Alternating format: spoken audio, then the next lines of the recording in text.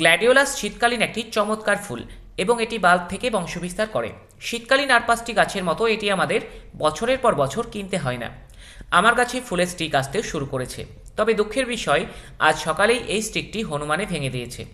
তবে অনেকেই বলছেন আপনাদের বাগানের কারোর কারোর গ্ল্যাডিওলাস গাছে ফুলের দেখা আদৌ পাচ্ছেন না। তবে তার কিছু কারণও আছে।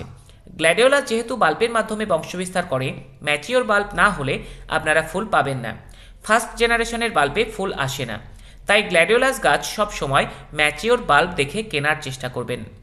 আমি কিন্তু নার্সারিতে গ্রো ব্যাগে পটিং করা অবস্থায় গ্ল্যাডিওলাস গাছ নেই না। তাহলে গ্রো ব্যাগে পটিং করা অবস্থায় বাল্বের ম্যাচুরিটি বোঝার কোনো উপায় থাকে না।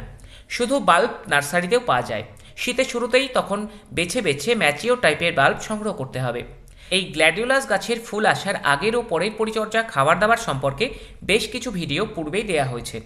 পেজ বা চ্যানেল প্রোফাইলে গিয়ে স্ক্রল ডাউন করলেই আপনারা পেয়ে যাবেন। ভিডিওর সঙ্গে থাকার জন্য ধন্যবাদ।